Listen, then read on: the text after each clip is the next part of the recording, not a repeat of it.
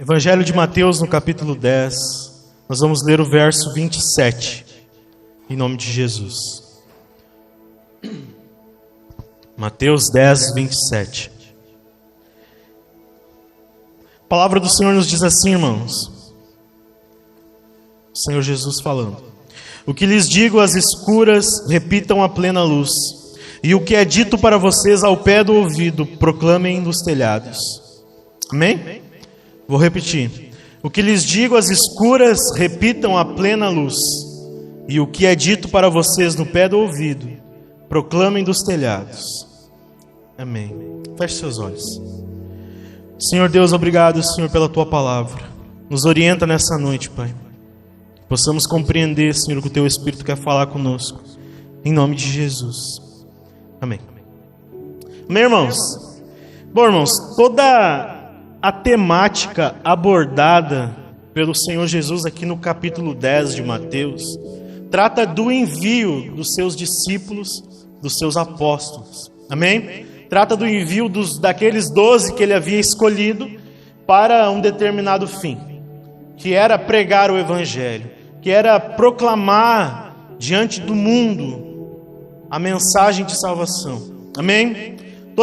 Toda a temática que é abordada aqui pelo Senhor Jesus, irmãos, diz respeito à missão dos crentes com relação ao mundo, perante o mundo, diante da vida, diante da sociedade, diante das circunstâncias. O que o Senhor Jesus vai tratar no capítulo 10 inteiro, que a gente não leu porque é muita coisa, amém? Mas diz respeito à mensagem do Evangelho, a sua capacidade, irmãos, de transformar vidas. A necessidade que não só eu, mas como todas as pessoas, não só você, mas como todos aqueles que te rodeiam, necessitam de ouvir a mensagem de salvação. Amém? E o Senhor Jesus trata no capítulo 10 também as consequências que isso acarreta. As consequências que isso traz na vida de uma pessoa que, quando é salva, quando é redimida pelo Senhor Jesus, entende a necessidade que ela tem de compartilhar aquilo que recebeu. E isso, por óbvio, irmãos, traz consequências à vida. Amém? Traz os benefícios, é óbvio.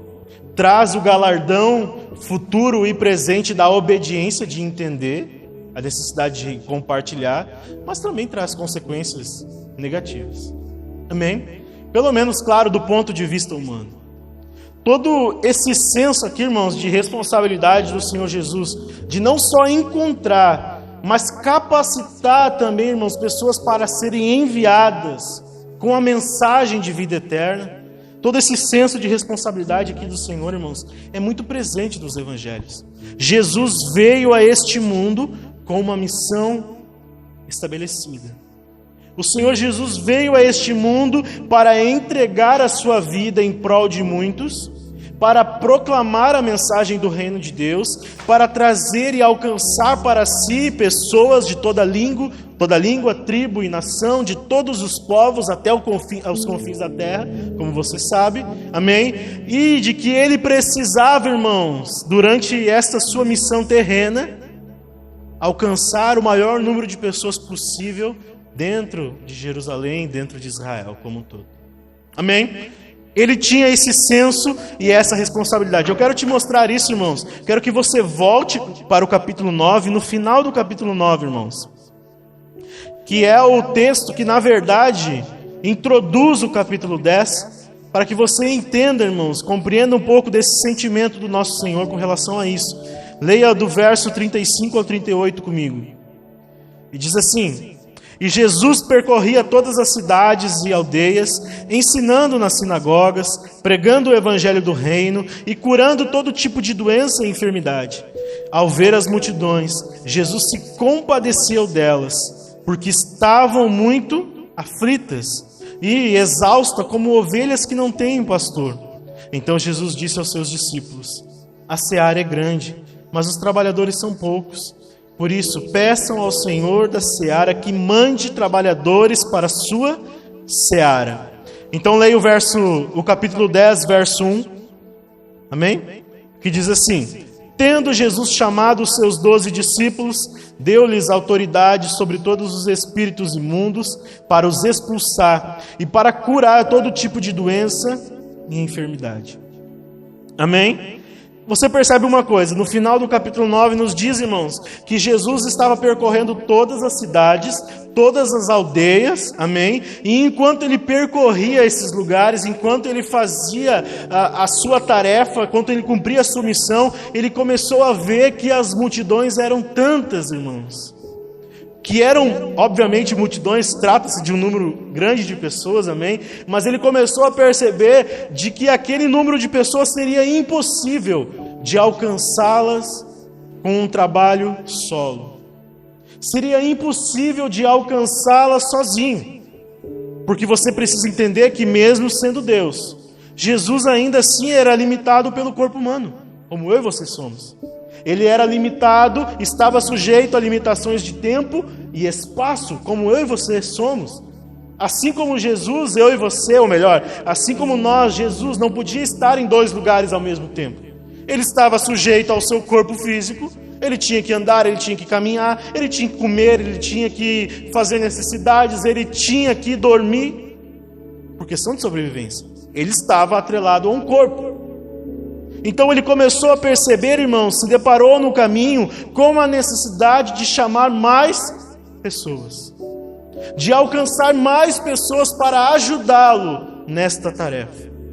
E a descrição do texto, irmãos, é de que essas multidões que Jesus se deparou no caminho, a Bíblia diz que elas estavam sofrendo, elas estavam assoladas sobre todo tipo de mal, elas estavam desamparadas. O texto diz, como ovelhas sem pastor.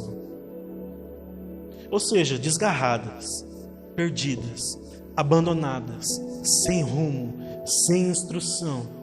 Você consegue perceber com todos esses adjetivos, irmãos, negativos que eu acabei de citar. Você começa a perceber a necessidade que temos de encontrar pessoas assim. Porque assim como nós precisamos um dia, elas também precisam. Nós temos essa responsabilidade. Nós temos esse chamado. Qual que é o propósito de Deus para a sua vida, irmãos? Muitas pessoas falam disso, né? Deus tem um propósito na minha vida. Tem um propósito geral para você. Torná-lo cada vez mais parecido com Cristo. Todos nós compartilhamos isso. Outro propósito, outro chamado que temos, que compartilhamos no geral. Pregar o Evangelho. Amém?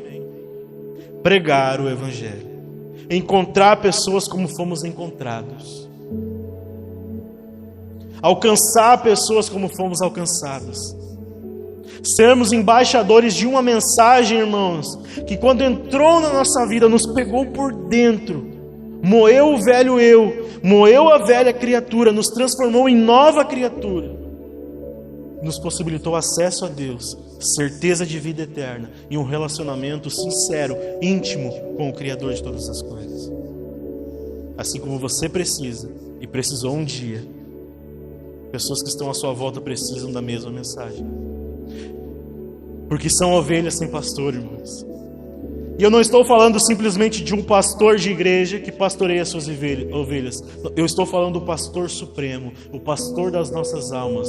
O Senhor é o meu pastor, do Salmo 23. Aquele que deu a vida pelas ovelhas. Aquele que trouxe elas para o seu aprisco, aquele que se coloca no lugar de proteção, que as conduz, as corrige e as protege. Assim como você e eu precisamos, as pessoas que estão à nossa volta também precisam. A constatação de Jesus aqui era óbvia, irmãos. O trabalho era muito para uma pessoa só. Dizem que a união faz a força, né? É melhor serem dois do que andar só. Provérbios diz que aquele que se esconde do relacionamento, daquele que se esconde do compartilhamento entre pessoas, ele é tolo. Ele não age com sabedoria. Porque nós precisamos de união. Nós precisamos de conexão. Nós precisamos de relacionamento. Nós precisamos de compartilhamento. Ninguém vai a lugar nenhum sozinho. Ninguém faz nada sozinho, nem mesmo o Senhor. A constatação de Jesus é que era necessário mais trabalhadores, era necessário mais engajamento, era necessário encontrar mais pessoas com disposição. Amém?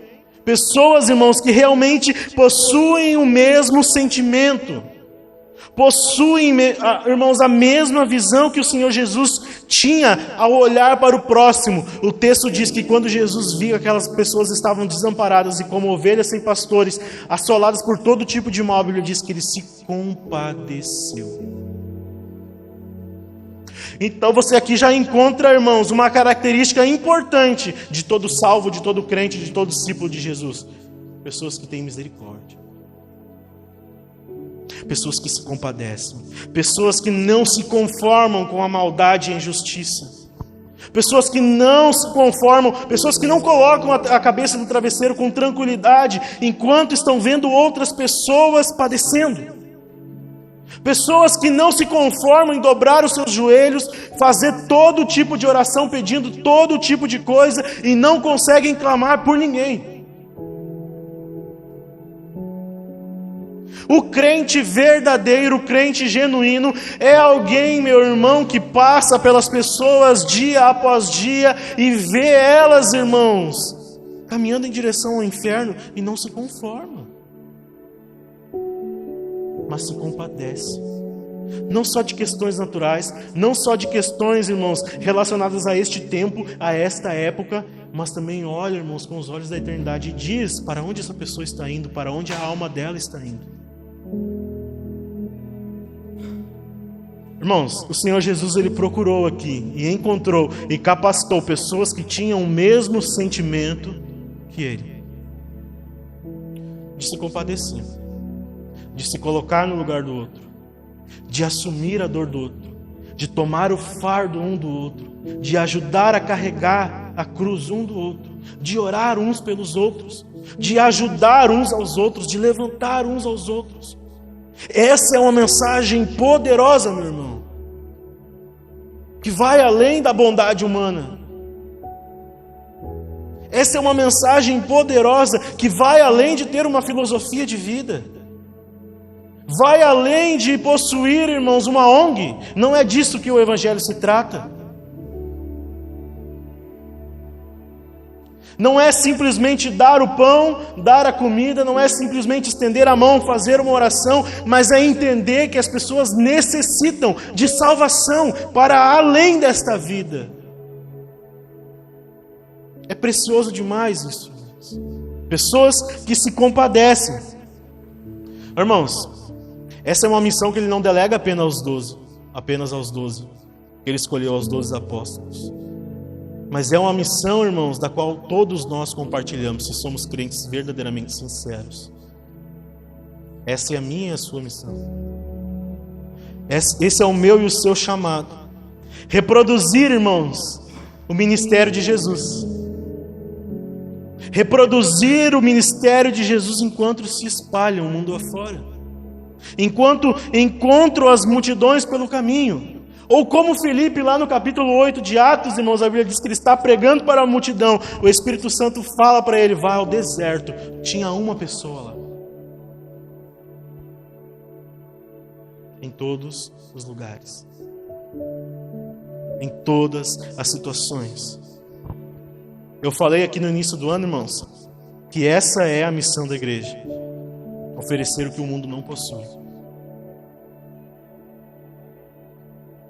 Você pode dar um glória a Deus por isso? Oferecer o que o mundo não tem. A missão da igreja, irmãos, não é criar um sistema de prosperidade para as pessoas.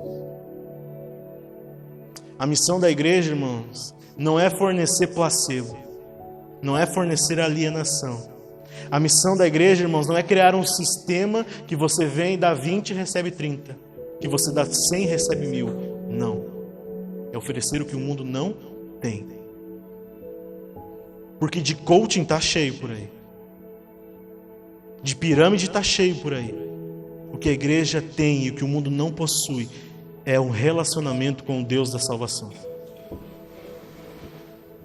Você entende isso, irmãos?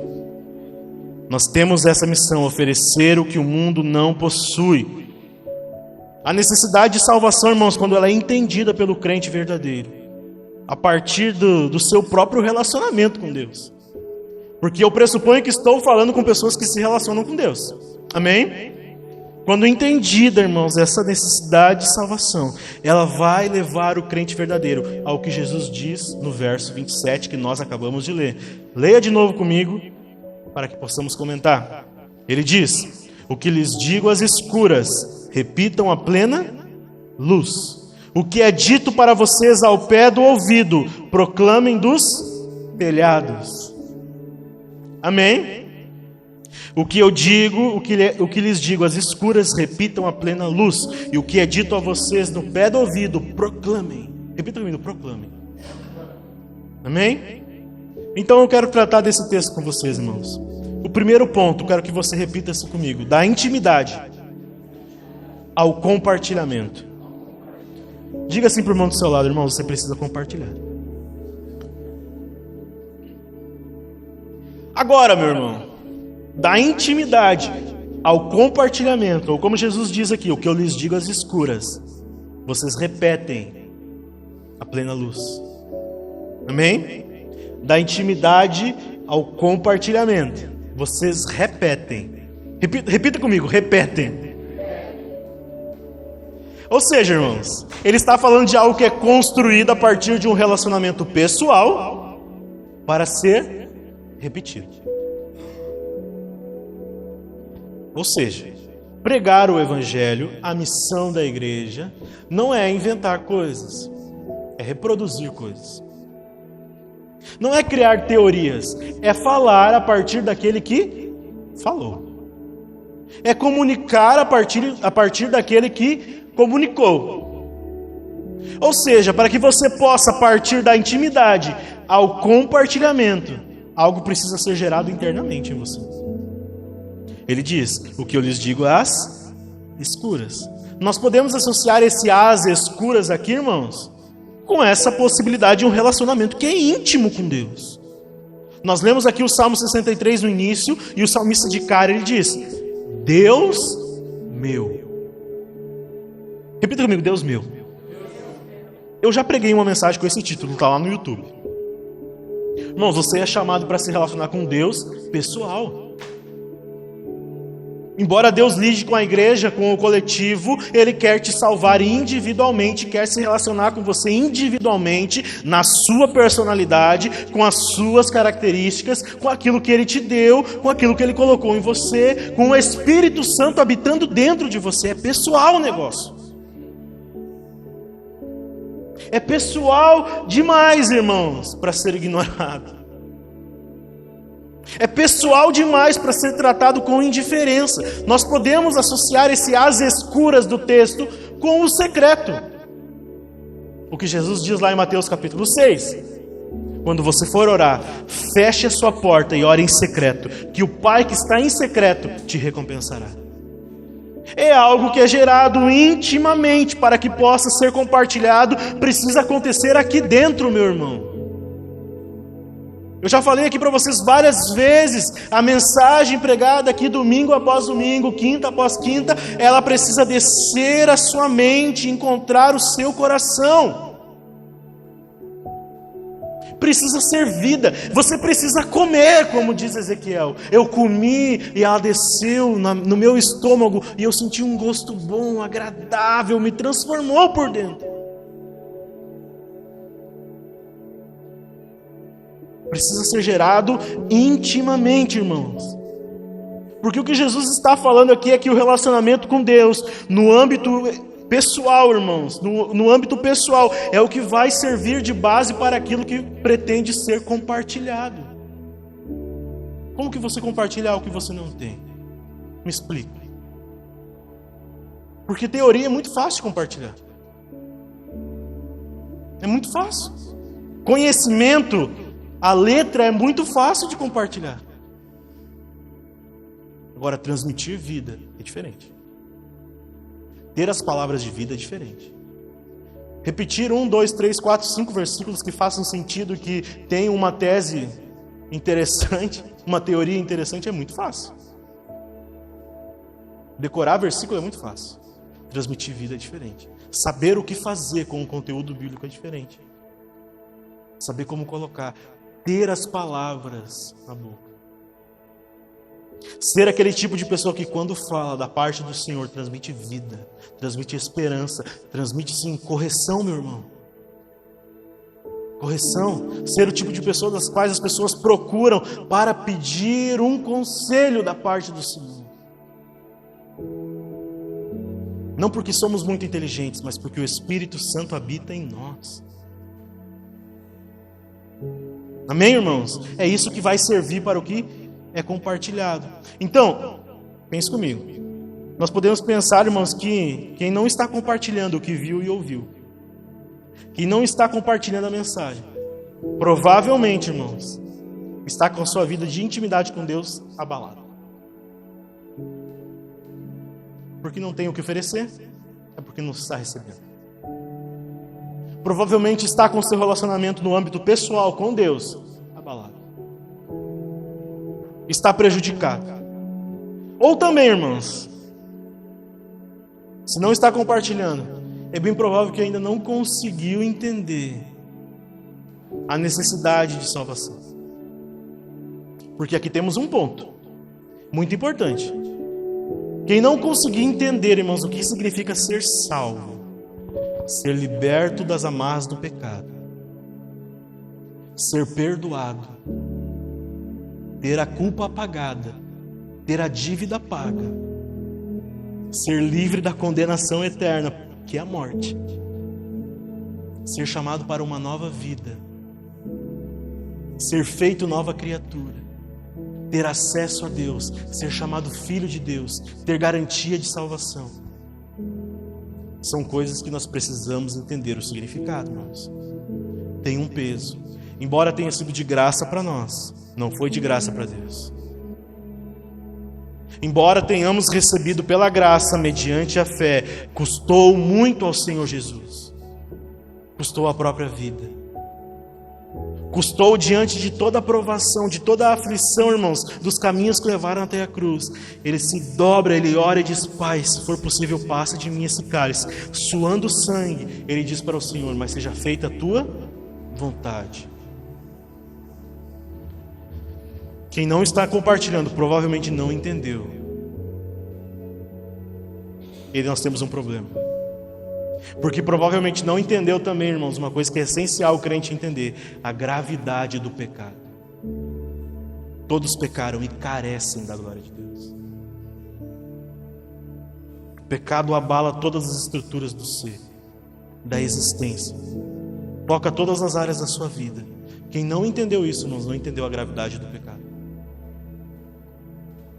Então, para que a gente possa trilhar esse caminho da intimidade ao compartilhamento, irmãos, precisamos assumir esse senso de responsabilidade que o Senhor também tinha. Construir algo no secreto, às escuras, e compartilhar, repetir a plena luz. Então você vai lembrar comigo que o Senhor Jesus disse lá no Sermão do Monte: não se constrói uma cidade edificada e se esconde ela. Se coloca no monte.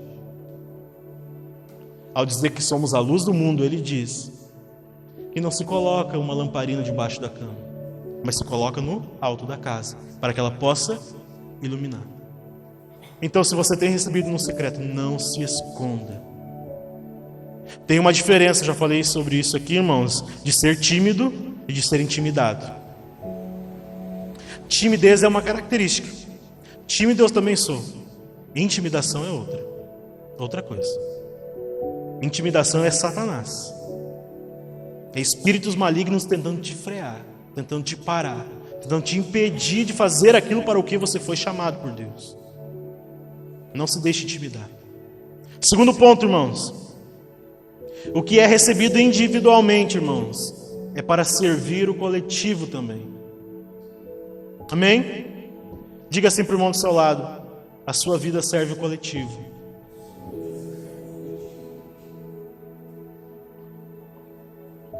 Amém? O que é recebido individualmente, irmãos, às escuras, é para servir também o coletivo, aqueles que estão à nossa volta. Afinal de contas, é para isso que você tem também uma igreja. Amém? Não existe crente sem igreja. Por mais que, ao receber a salvação em Cristo, irmãos, nós estamos pensando, claro, no nosso futuro eterno com Deus, o que é digno, amém?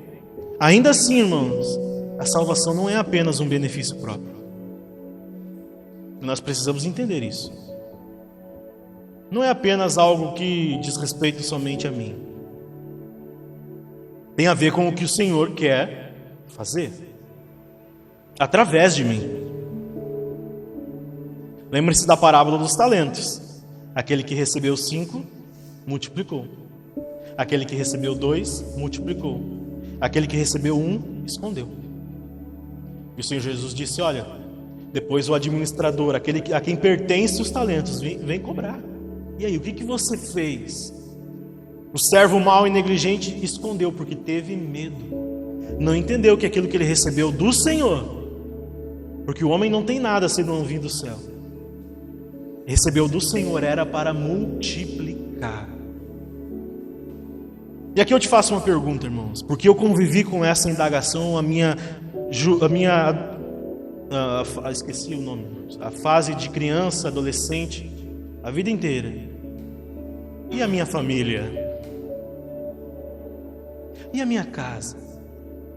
E o meu pai? Essa é uma preocupação que você tem que ter. Ah, tem que ter.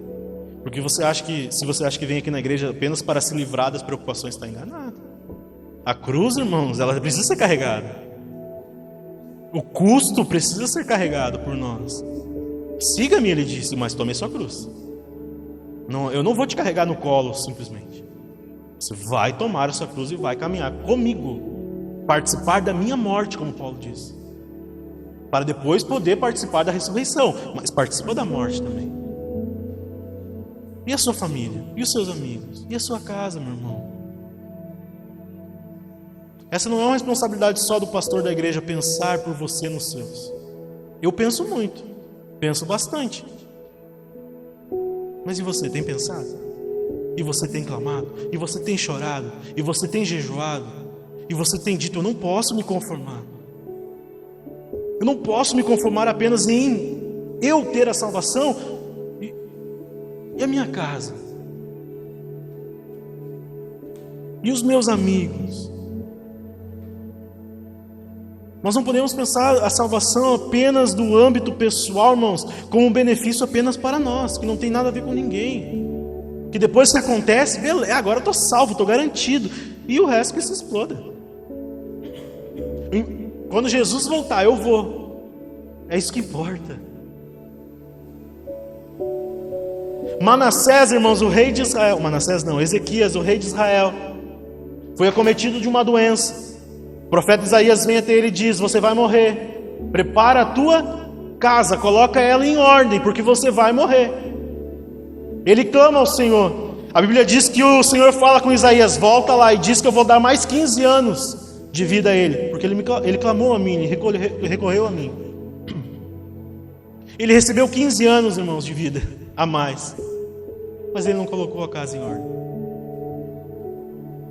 A Bíblia diz que ele teve um filho chamado Manassés, que foi um endemoniado, um dos piores reis de Israel, porque Ezequias não colocou a sua casa em ordem, ele não criou bem os seus filhos, ele não fez aquilo que era a sua responsabilidade.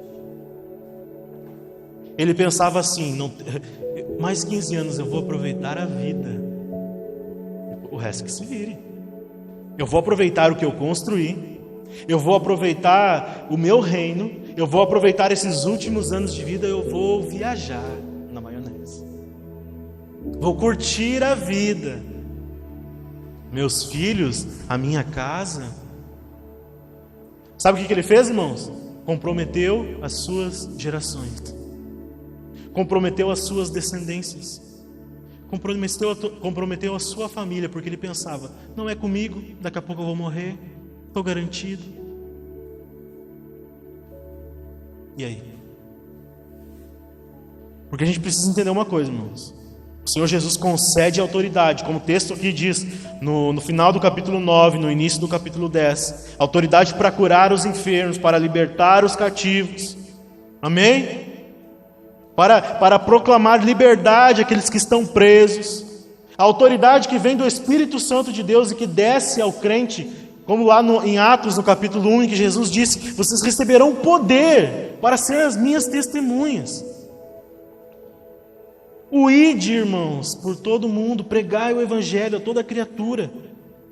Tudo isso tem a ver, irmãos, com uma mensagem, é algo que é maior do que as nossas individualidades. É maior do que eu mesmo. Amém? É maior, não tem a ver só comigo, irmãos. Tem a ver com os relacionamentos que eu tenho, as pessoas que Deus quer alcançar através de mim. Porque se nós vemos, irmãos, o nosso relacionamento com Deus do ponto de vista mesquinho, egoísta, que é baseado apenas em barganha, em interesses próprios, se nós vemos o nosso relacionamento com Deus dessa forma, irmãos, significa que nós estamos bem distantes das intenções reais que o Senhor Deus tem a nosso respeito. Isso é muito sério. Nós seremos cobrados. Amém? Irmãos, então eu digo uma coisa: se nós estamos só no vem a mim e esquecemos do venha o teu reino, venha a nós o teu reino. Se nós estamos só no vem a mim, irmãos, estamos perdidos. Amém? Terceiro, para encerrar, a mensagem do Evangelho, irmãos, ela é expansiva. Amém? Como eu disse aqui, é maior do que nós mesmos e ela se expande. Ela cresce. Irmãos, pense que ela alcançou o mundo inteiro e chegou até você com uma pessoa, mais 12, mais 120, mais 3.000 quando o Espírito Santo desceu, e foi indo, e chegou até você. Porque ela se expande. Nós precisamos levar em consideração, irmãos, a abrangência do Evangelho. Quer encher, quer se expandir. Faz parte da essência, é uma característica do Evangelho ser expansivo, irmãos. O Senhor Jesus disse aqui: aquilo que eu digo a vocês, vocês precisam proclamar dos telhados. Às vezes as pessoas usavam, irmãos, telhados planos para fazer anúncio aos locais, às multidões, a quem passasse na rua. Se subia nos telhados e se proclamava uma notícia. É o que o Senhor Jesus está dizendo aqui. Cara, vocês precisam expandir. Vocês precisam gritar aos 4 cantos. Subam nos telhados. Se coloquem em lugares de projeção, não de projeção pessoal, interesse próprio, mas de projeção para que a mensagem se projete, para que ela alcance o maior número de pessoas. Porque a mensagem do Evangelho é para ser chamativa mesmo, irmãos. Nós poderíamos resumir o Evangelho da seguinte forma: é um morto de fome que encontrou pão, gritando aos outros mortos de fome onde tem pão. É alguém que foi saciado, irmãos. Alguém que tinha fome foi lhe dar de comer. Alguém que tinha sede foi lhe dar de beber. Então ele começa a gritar, ele começa a proclamar, ele começa a anunciar: aqui tem pão. Aqui tem água, aqui vocês podem saciar a sua sede, a sua fome, porque eu fui encontrado por isso, e quero que vocês encontrem também essa fonte. Eu já fui um morto de fome um dia, mas fui encontrado, achei o pão. Então começo a dizer: aqui tem pão, aqui tem pão. Jesus pregando às multidões, irmãos, na multiplicação dos pães, você conhece a história. Pregando muito tempo, muitos dias, a multidão já estava longe de casa, muita gente, irmãos. O Senhor Jesus disse para os seus discípulos: nós precisamos dar a eles de comer. Porque eles tinham dito: olha, é melhor despedir a multidão, para que eles possam voltar para as cidades, para as aldeias, para que eles possam comprar comida, senão eles vão morrer de fome. Jesus disse: não. Eles podem perecer no caminho, vamos nós dar a eles de comer. Mas, Senhor, nós não temos nada. Então alguém se manifesta com alguns pães, alguns peixinhos. Então Jesus multiplica. Expansivo. Amém? Mesmo que isso, irmãos, nos custe um alto preço. Mesmo que isso custe perseguição. Mesmo que isso custe lutas, irmãos, nós não podemos nos eximir dessa responsabilidade. Amém? Leia comigo, irmãos, o verso 28 e vamos encerrar. Do 28 ao 31, olha o que o Senhor Jesus diz: não temam os que matam o corpo, pois não podem matar a alma.